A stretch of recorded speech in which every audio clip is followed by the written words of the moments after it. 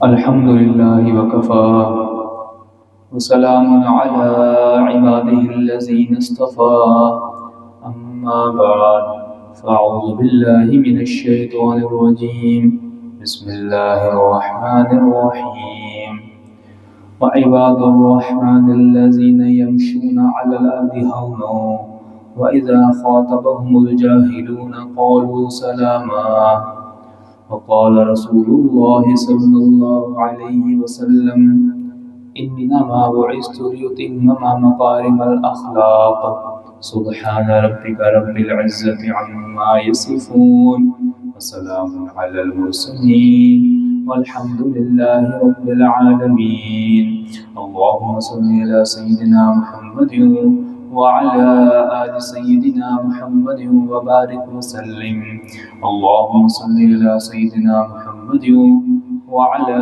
آل سيدنا محمد وبارك وسلم اللهم صل على سيدنا محمد وعلى آل سيدنا محمد وبارك وسلم.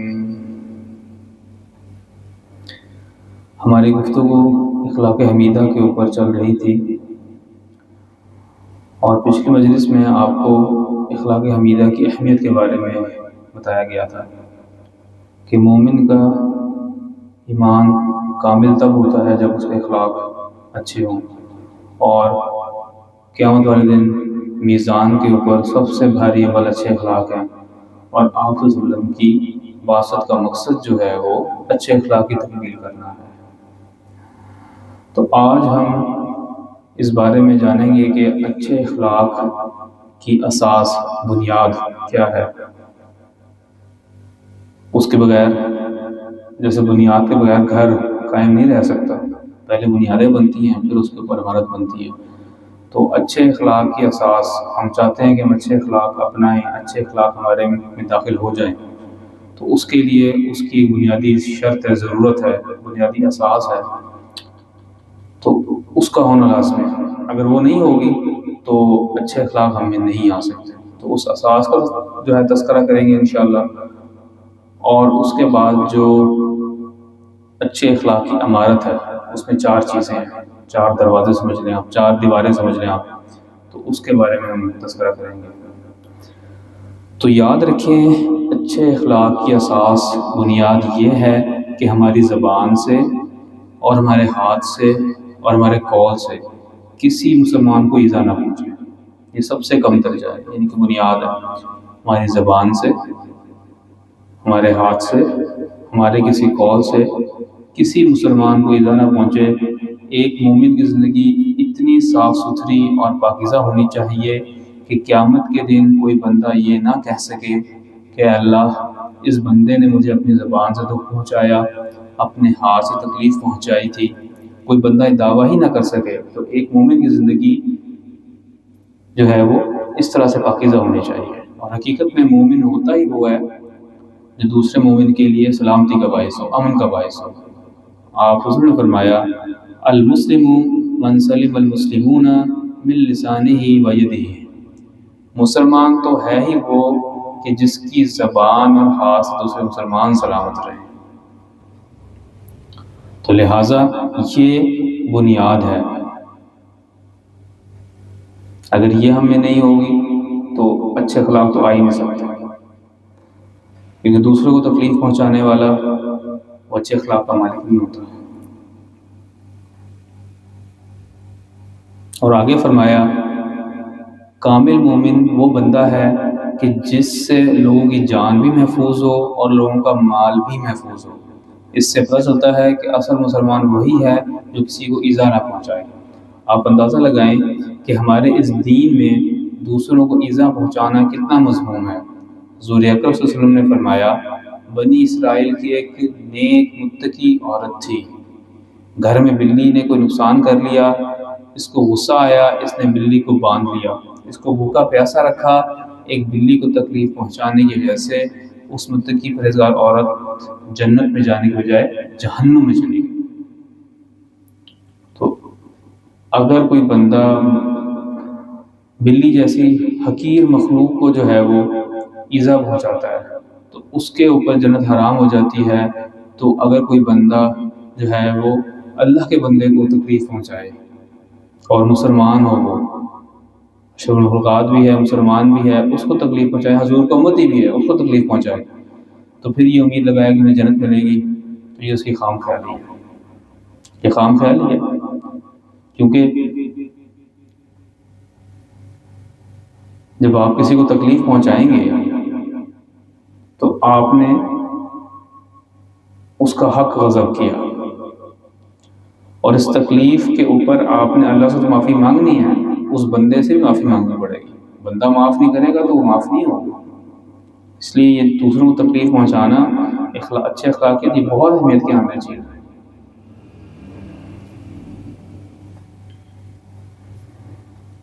ایک اور حدیث میں آتا ہے کہ ایمان کے کچھ اوپر 70 شعبے ہیں، ایمان کے کچھ اوپر 70 شعبے ہیں، ان سب میں سب سے اعلیٰ لا الہ الا اللہ کہنا ہے، اور ادنا شعبہ یہ ہے کہ راستے سے کسی ضرورت رساں چیز، کانٹا، پتھر یا روڑا، اس کو ہٹا دیا جائے، اور حیا بھی ایمان کے شعبوں میں سے ایک شعبہ ہے۔ تو عام لوگوں کے لیے سلامتی کی فکر کرنا اتنا پسندیدہ عمل ہے کہ اس کو باقاعدہ ایمان کا شعبہ قرار دیا گیا۔ صحیح بخاری کی روایت ہے کہ بنی اسرائیل میں ایک گناہ گار اور بدکار بندہ تھا، کہیں جا رہا تھا کہ راستے کے قریب ایک درخت تھا، اس درخت کی شاخ راستے کی طرف جھکی ہوئی تھی، جو لوگوں کے لیے تکلیف کا باعث بنتی تھی، آنے جانے لوگوں کو اس سے تکلیف ہوتی تھی۔ تو اس آدمی نے اس کو کاٹا اور راستہ صاف کر دیا۔ حضور اکرم نے فرمایا کہ فشکر اللہ لہ فغفر لہ، اللہ تعالیٰ نے اس کی قدردانی کی اور اس کو مغفرت فرما دی۔ تو دین اسلام میں دوسروں کو تکلیف سے بچانا اتنا مستحسن عمل ہے کہ بدکار سے بدکار بندہ جو ہے اس کو بھی کاٹے دار جھاڑی ہٹانے کے اوپر مغفرت کا فیصلہ جو ہے اس کے لیے ہو جاتا ہے۔ تو ایک مومن بندے کو چاہیے کہ اپنے مسلمان بھائی کے لیے زحمت کی بجائے رحمت کا باعث ہو۔ دوسروں کو راحت پہنچانا ہمارے رسول سے زیادہ ثواب کا جو ہے وہ باعث ہے۔ چنانچہ اللہ اکبر، دوسروں کے لیے راحت جو ہے وہ پہنچانا، دوسروں کو راحت پہنچانا، اس کا سامان پیدا کرنا، یہ کتنا اس کی اہمیت ہے اور اس پہ کتنا اجر ملتا ہے، ذرا سنیے، دل کی کانوں سے سنیے کہ جب نماز باجماعت کھڑی ہوتی ہے تو باجماعت نماز کے اندر جو پہلی صف ہے اس کے اندر نماز پڑھنے کی جو فضیلت ہے وہ بہت زیادہ ہے، نماز پڑھنے کی پہلی صف میں، اور اس پہلی صف میں نماز پڑھنے کی جو فضیلت ہے وہ متعدد احادیث کے اندر آ چکی ہوئی ہے، اور یہاں تک کہ آپ نے فرمایا کہ اگر تمہیں پتہ لگ جائے کہ پہلی صف میں کھڑے ہو کر نماز پڑھنا اس پہ کتنا اجر ملتا ہے تو تم لوگ آپس میں جھگڑا کرنا شروع کر دو، یہاں تک کہ تمہیں قرآن اندازی کرنا پڑے کہ کون آگے کھڑا ہوا کون پیچھے کھڑا ہوا۔ اب سنیے، پہلی صف جو ہے مکمل ہو جاتی ہے اور لوگ جو ہیں وہ کھڑے ہوئے ہیں اور تنگی محسوس ہو رہی ہے، لوگ جڑ کے بہت زیادہ کھڑے ہوئے ہیں، لوگ زیادہ کر چلے گئے۔ اب اس حالت میں کوئی شخص جو ہے وہ اس نیت سے جو ہے پیچھے آ جاتا ہے پہلی صف سے پچھلی صف میں کہ بھی لوگوں کے لیے آسانی ہو جائے گی، لوگ آرام سے کھڑے ہو جائیں، ان کو تنگی نہ ہو نماز میں، تو ایسا کرنے والے بندے کو پہلی صف سے 2 گنا اجر ملتا ہے، 2 گنا اجر ملتا ہے۔ اندازہ کریں کہ یہ چھوٹی سی بات ہے لیکن دین اسلام جو ہے اس کو کتنی اہمیت دیتا ہے۔ ہم اپنی روزمرہ زندگی کا جائزہ لیں اور پھر دیکھیں کہ کیا ہم تعلیمات نبوی کی روشنی میں مسلمان کہلائے جانے کے مستحق بھی ہیں کہ نہیں۔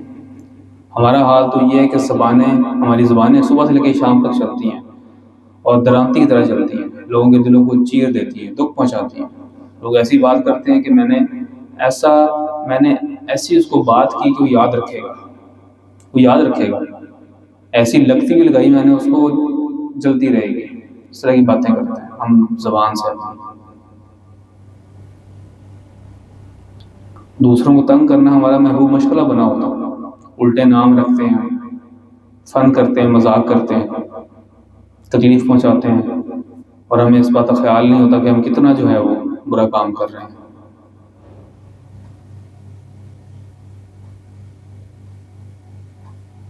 تو ایسے کاموں سے اجتناب کرنا ضروری ہے۔ تو اچھے اخلاق کی اساس کیا ہے کہ ہماری ہاتھ سے اور زبان سے، قول سے، ہر چیز سے دوسرے لوگ محفوظ رہیں۔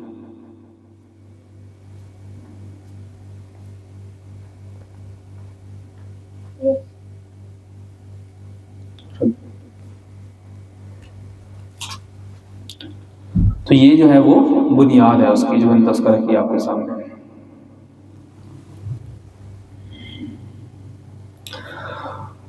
اور اس کی عمارت جو ہے حسن اخلاق کی عمارت جو ہے وہ چار دیواریں ہیں اس کی، 4 ارکان پر مشتمل ہے. سب سے پہلی چیز جو ہے اس میں یہ کیا کہ ہم دوسروں سے بھلائی کریں، ہم دوسروں سے بھلائی کریں. اب اس کو میں آپ کے سامنے اس پہ کچھ گفتگو کرتا ہوں، اور آج جو ہے وہ اسی کے بارے میں گفتگو کریں گے انشاءاللہ. پھر باقی 3 جو ہے وہ اگلی مجالس میں. دیکھیں، دوسروں کے ساتھ بھلائی میں اولین چیز یہ ہے کہ ہمارے دل میں دوسروں کا درد اور دوسروں کی پریشانی ہو. دوسرے بندے کا جو غم ہے، اس کی جو پریشانی، اس کا احساس ہمیں ہو. دوسروں کے غم کیسے ہمیں جو ہے وہ غمزدہ ہو جانا چاہیے. اس کیفیت کو اردو میں ہم ترس بولتے ہیں. ایک بندے کو ترس آ گیا اس کا. ہمارے حضرت کے پاس جو ہے وہ لوگ آیا کرتے تھے، مختلف لوگ آتے تھے اپنی پریشانیاں لے کے، اپنے معاملات لے کے ڈسکس کرتے تھے. تو ان کی جب ہم پریشانیاں سنتے تھے تو عجیب سی کیفیت ہوتی تھی. ایک تو شکر کی کیفیت نکلتی تھی کہ اللہ تعالیٰ نے ہمیں بڑے اچھے حالات میں رکھا ہوا ہے کہ ایسے لوگ بھی جن کے ساتھ یہ حالات پیش آتے ہیں، اور پھر ترس بھی آتا تھا. تو کہ ہمیں دوسروں کی تکلیف کا احساس ہو. عربی میں اس کو رحم کہتے ہیں. چنانچہ اللہ تعالیٰ رحم کرنے والے ہیں، ہم بھی رحم کرنے والے بن جائیں. اللہ رب العزت کو اپنی صفت رحمت پہ بڑا ناز ہے. آپ قرآن عظیم الشان کو مطالعہ کریں تو بالکل بات واضح ہو جائے گی. ہم قرآن پڑھتے ہیں تو کیا پڑھتے ہیں؟ بسم اللہ الرحمن الرحیم، اعوذ باللہ من الشیطان الرجیم. پہلے شیطان سے پناہ مانگتے ہیں، پھر ہم پڑھتے ہیں بسم اللہ الرحمن الرحیم. تو اللہ کے نام سے شروع کرتا ہوں جو کیا ہے؟ رحمان ہے اور رحیم ہے، بہت زیادہ رحم کرنے والا ہے. ہاں وہ بہت زیادہ رحم کرنے والا ہے. یہ اللہ تعالیٰ کا تعارف ہو رہا ہے کہ اللہ کے نام سے شروع کرتا ہوں. کون اللہ؟ کون ہے وہ اللہ جو بہت زیادہ مہربان ہے اور بہت زیادہ رحم کرنے والا ہے. اندازہ کریں کہ اللہ تعالیٰ جو ہے وہ اپنی صفت رحمت کا 2 بار تذکرہ فرما رہے ہیں اپنا تعارف کرواتے ہوئے. پھر ہم آگے پڑھتے ہیں کیا؟ الحمدللہ رب العالمین الرحمن الرحیم. الحمدللہ رب العالمین، تمام تعریفیں جو ہیں وہ اس رب کے لیے جو تمام جہانوں کا رب ہے. پھر آگے کیا؟ دوبارہ سے وہی تذکرہ الرحمن الرحیم، بہت ہی زیادہ رحم کرنے والا اور بہت ہی زیادہ جو ہے وہ فضل فرمانے والا. تو صفت رحمت کا اللہ رب العزت جو ہے وہ اپنا اظہار فرما رہے ہیں تعارف کراتے ہوئے. تو صفت رحمت اللہ رب العزت کی صفات میں سے بہت اعلیٰ درجے کی صفت ہے. یوں تو ساری صفات ہی اعلیٰ درجے کی ہیں، ذات کے اعتبار سے کوئی تفاوت نہیں ہے، کوئی فرق نہیں ہے، لیکن نتائج کے اعتبار سے تفاوت بن جاتا ہے. اللہ تعالیٰ کی رحمت جو ہے وہ اس کی غضب پہ سبقت لے گئی ہے. اسی طرح جس طرح اللہ رب العزت رحم کرنے والے ہیں، اسی طرح حضور اکرم صلی اللہ علیہ وسلم بھی رحم کرنے والے تھے. آپ صلی اللہ علیہ وسلم نے فرمایا کئی مرتبہ ایسا ہوتا ہے کہ میں مسجد میں مصلی پہ کھڑا ہوتا ہوں. آپ نے فرمایا کئی مرتبہ ایسا ہوتا ہے کہ میں مسجد پہ مصلی پہ کھڑا ہوتا ہوں، نماز شروع کر چکا ہوتا ہوں اور جی چاہتا ہے کہ لمبی قرات کروں، لیکن پیچھے سے کسی بچے کے رونے کی آواز آتی ہے. میں سوچتا ہوں ممکن ہے کہ اس کی والدہ نماز میں مصروف ہوں اور ادھر ایک بچہ بیچارہ رو رہا ہے، اب بچے کو تکلیف ہو رہی ہے. میں ایک بچے کی خاطر تمام نمازیوں کی نماز کو مختصر کر دیتا ہوں تاکہ بچہ جلدی اپنی والدہ سے ملاقات کر لے. تو دیکھیے ہمارے ذہن متین پر دوسروں پر ترس کھانا کتنا عظیم عمل ہے کہ آپ نے ارشاد فرمایا کہ اللہ اکبر. اندازہ کریں، بنی اسرائیل کی ایک فاحشہ عورت تھی، ایک کتے کے قریب سے گزری جو کنویں کے کنارے پر تھا، اور سخت پیاس کی وجہ سے اس کی زبان باہر نکلی ہوئی تھی اور موت کے قریب پہنچ چکا تھا. اس نے اپنا موزہ اتارا اور اپنے دوپٹے سے موزے کو باندھا، اس سے پانی نکالا اور اس پیاسے کتے کو پلا دیا. اللہ رب العزت نے اس عمل کی وجہ سے اس کی مغفرت فرما دی. اگر نیک متقی عورت ایک بلی کو تکلیف پہنچاتی ہے تو اس کے لیے جہنم کا فیصلہ ہو جاتا ہے، اور کوئی پیاسے کتے کو ترس کھا کر پانی پلا دیتی ہے تو اللہ تعالیٰ اس کی مغفرت کا فیصلہ کر دیتا ہے. تو کتنی یہ اہمیت کی بات، کتنی جو ہے وہ دوسروں میں ترس کھانا، دوسروں کا غم کو اپنا غم سمجھنا ہے، کتنی بڑی بات ہے. پھر دیکھیے کہ ہمارے گھروں میں روزمرہ کی زندگی میں ہمیں چاہیے کہ ہم دوسروں کے ساتھ بھلائی کرنے والے بنیں، دوسروں کے کام آئیں، چھوٹے موٹے کام ہیں کر دیا کریں، تو اس کے ذریعے اللہ قرب حاصل کر سکتے ہیں بڑی آسانی سے۔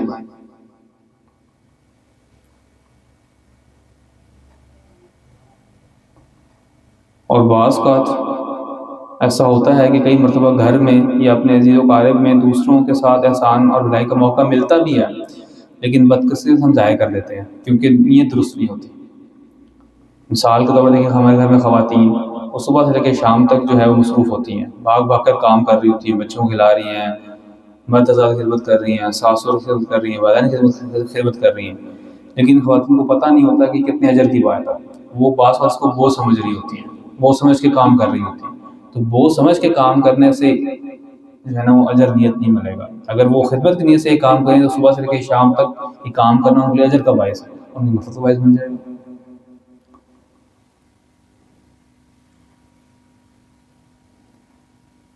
اللہ اکبر۔ اندازہ کیجئے، آج سے ہزاروں سال قبل ایک ماں تھی، حضرت حاجرہ رحمۃ اللہ علیہ، حضرت حاجرہ علیہ السلام، حضرت حاجرہ علیہ السلام مکہ کی سنگلاگ وادی میں اپنے بیٹے کے ہمراہ زندگی کے ایام گزار رہی تھیں۔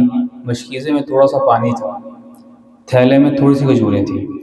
وہ روزانہ 2-4 کھجوریں کھا کے پانی پیتی تھی اور سینے کا دودھ اپنے بچے کو پلایا کرتی تھی۔ چند روز گزرے تو مشکیزے کا پانی ختم ہو گیا اور کھجوریں بھی ختم ہو گئی، نتیجتاً سینے کا دودھ بھی ختم ہو گیا۔ اب بچے کو دودھ نہ ملا تو اس کو شدت کی بھوک اور پیاس لگی، بچہ بےتاب ہو گیا، بے قرار ہو گیا، لوٹ پوٹ ہونے لگا، تڑپنے لگا۔ ماں تھی، اسے دیکھا نہ گیا، پریشان ہو گئی، قریب کوئی آبادی بھی نہیں تھی، کھانے پینے کا کوئی انتظام بھی نہیں تھا۔ اس پریشانی کے عالم میں بھاگنا شروع کر دیا۔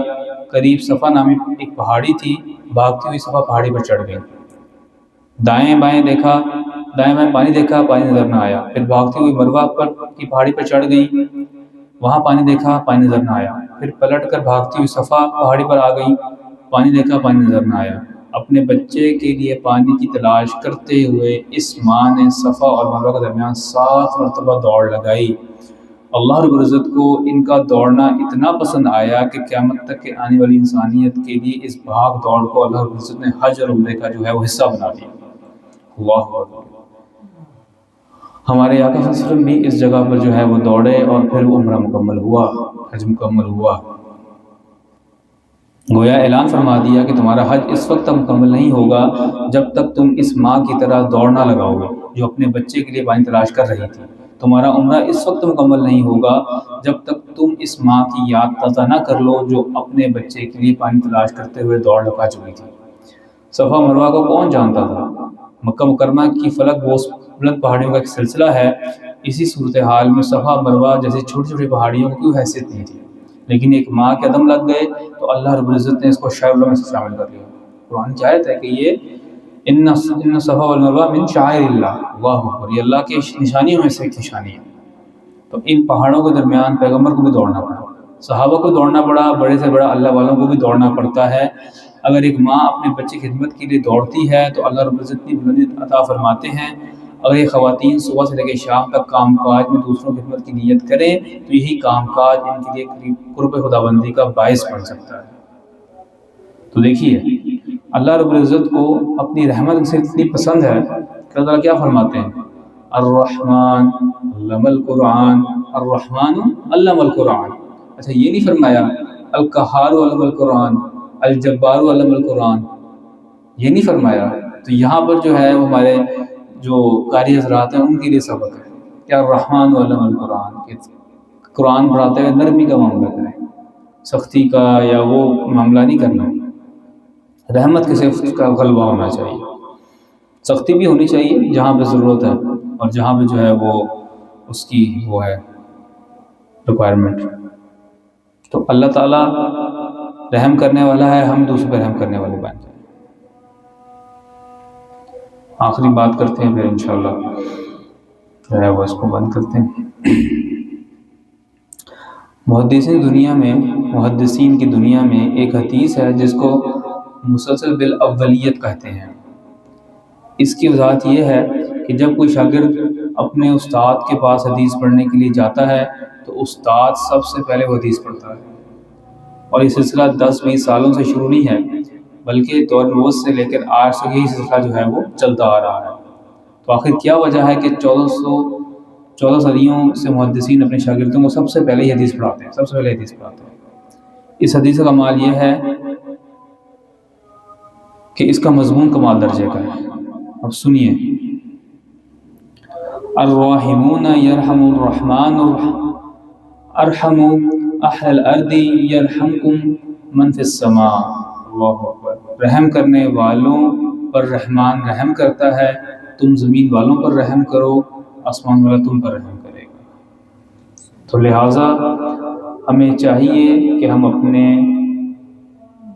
ارد گرد لوگوں کا خیال کریں، ان کی مشکل کو اپنی مشکل سمجھیں، ان کے غم کو اپنا غم سمجھیں، اور ان پر ترس کھائیں، لوگوں کے لیے نفع پہنچانے والا بنیں۔ جو لوگوں کے لیے نفع پہنچانے والا بنتا ہے، لوگوں سے محبت بھی کرتے ہیں اور لوگ اس کو اچھا بھی سمجھتے ہیں۔